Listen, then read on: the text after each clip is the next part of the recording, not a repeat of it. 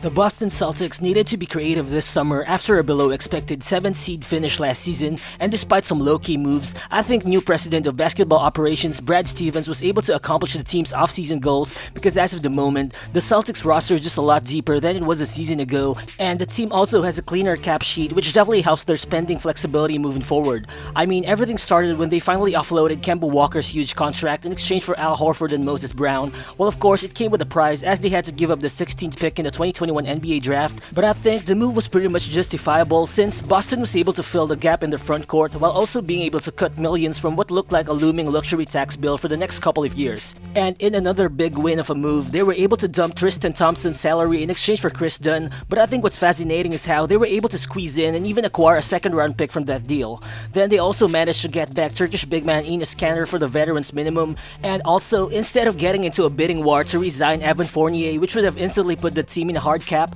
the Celtics wisely used part of the Gordon Hayward trade exception while also shipping Moses Brown's contract in order to acquire another useful veteran presence on a reasonable expiring deal in Josh Richardson. And in what could probably be the biggest steal of the offseason, the team also landed former 6th Man of the Year candidate Dennis Schroder on a one-year bargain deal just worth $5.9 million. So what's good guys, it's Real Balls here, and in this video, we'll look into the Dennis Schroder and Josh Richardson acquisitions, which I think are two of Boston's biggest wins this offseason, and how these moves can impact the Celtics roster moving forward. But before anything else, if you guys happen to enjoy this content, please do give the video a thumbs up as it helps the channel a lot. It only takes a second of your time, but it will be much appreciated. So let's get to it.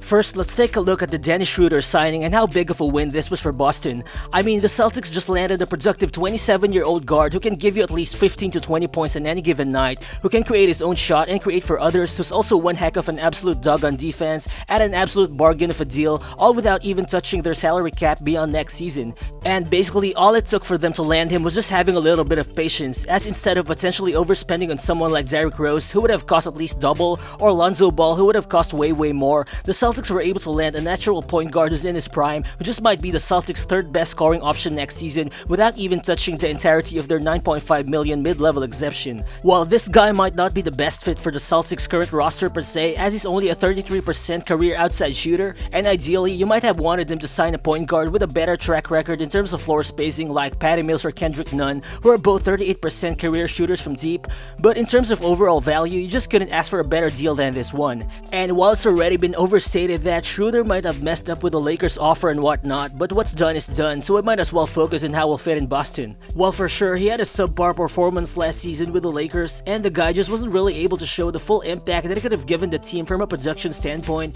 cause ideally, he was supposed to be a floor spacer next to two ball-heavy players like LeBron and AD, but ultimately, he ended up shooting just 33.7% from deep, and overall, he just failed to really assert himself even when those two guys were out due to injury. And even when it mattered the most, Schroder actually failed to step up as he only shot 25% from the field and 19% from deep during the Lakers' 3 consecutive playoff losses against Phoenix. So yeah, there are definitely questions about his offensive consistency, but as it is, how could Schroder actually impact the Celtics? Well, again, he's not the most reliable floor spacer and we don't know if he'll be better next season, but what I really like about him is that he doesn't have to always rely on his outside shot to impact the game. I mean, Schroder loves to take the ball to the rim, while with the Lakers, he actually averaged 13.3 drives per game, and no one from the Celtics averaged more drives per game than that last season, and he also took 35% of his shots within 4 feet of the basket last season per NBA Advanced Statistics, but both Marcus Smart and Josh Richardson were only at 21% in that same category. So immediately for a guard, I think Schroder will just bring a much added layer of dribble penetration to the Celtics roster,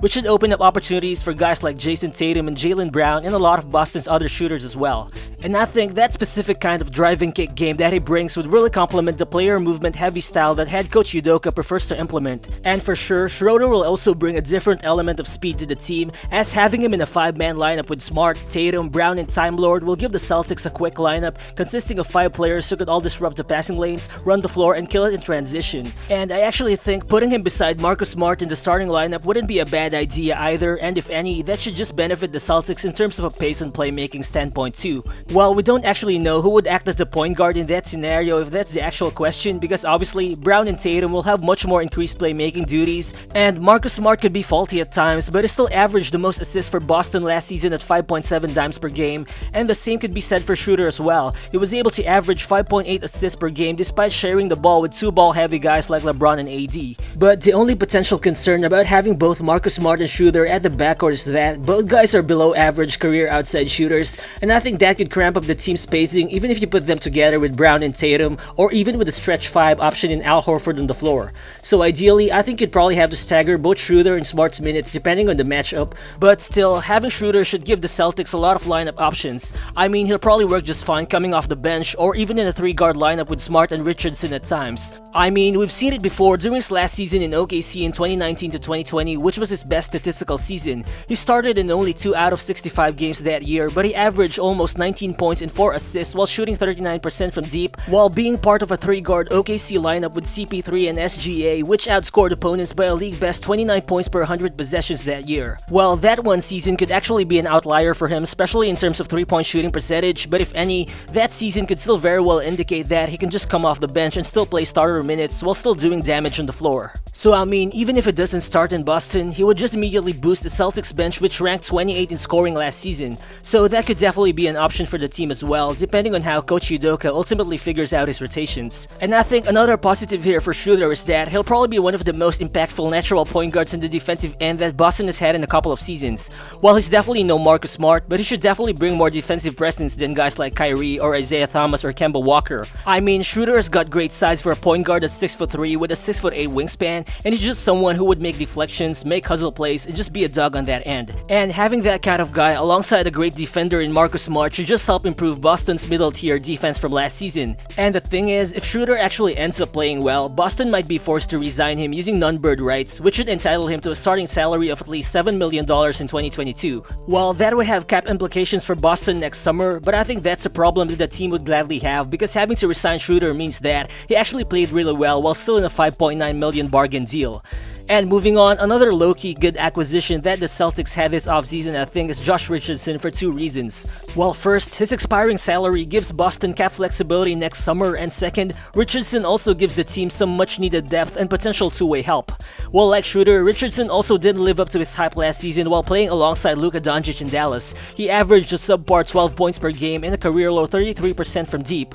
But at the very least, this guy should still be capable of providing good closeout defense, decent secondary playmaking, and reliable transition scoring in a good team. And in Boston, you can actually bet that he won't be pressured to become a secondary shot creator or playmaker, considering that he'll probably be the Celtics' 6th best scoring option, and basically, this means that he can just focus on playing to his strengths alongside 2 great wing facilitators like Jayson Tatum and Jaylen Brown. Well, I think the problem with his stint with the Mavericks was he was initially counted on to be sort of a semi-Seth Curry replacement who was expected to do all those things that he was able to do while he was in Miami, like being a high-level playmaker or a highly efficient 3-point shooter. But as the season went on, it was kinda evident that he just wasn't cut to be that guy, since Dallas just really lacked other capable heavy usage playmakers outside of Luka, which affected Richardson's effectivity on that end. So as a result, the Mavs system limited his touches while making him more of an off-ball player, which actually worked out for him, as he had his best shooting year from within 3 feet of the basket at 67% last season, while also having the 2nd highest mid-range shooting percentage of his career at 49%. So based on the numbers, I think Richardson could really be a good utility player in Boston, provided that the team confines most of his scoring within 16 feet of the basket or even closer. I think playing him as a drive and kick guy or an off-the-ball cutter will just cater more to his strengths from last season, more than having him hover around the 3-point line as he usually does. And that kind of play should also fit the ball movement and player movement heavy system that Boston envisions to have moving forward. And just like Schroder, Richardson is also a good open floor player, so he'll most likely thrive in a transition heavy 5-man lineup with Tatum, Brown, Smart, and Williams on the floor too. While doing those kinds of things on offense should be enough for him to contribute on that end, but if his outside shooting comes back around, well and good, that should just make Boston's spacing much better than it was last season. But I think it's still on defense where he'll be able to show his true value here. I mean, Richardson brings good size for a guard at 6'5" with a 6'10" wingspan, and while I don't think he'll be asked to lock up the opposing team's best player a huge chunk of the time, especially if it comes off the bench, he'll definitely suit up as a good secondary or support defender who would ideally stay with the opposing team's 2nd or 3rd best option in offense. And if he's just able to consistently put together some come from behind blocks, make some steals, or just provide some good closeouts and help defense on the post, then I think trading for him should already be considered a good offseason win for Boston. So what do you guys think about the Boston Celtics moves this offseason? Does this actually put them back into contender status? Feel free to share your thoughts in the comment section below. And also, if you guys happen to enjoy this types of content, please do consider subscribing to the channel as well for more fire NBA content. Again, this is Reroll Balls, and I'll see you on the next one. Peace.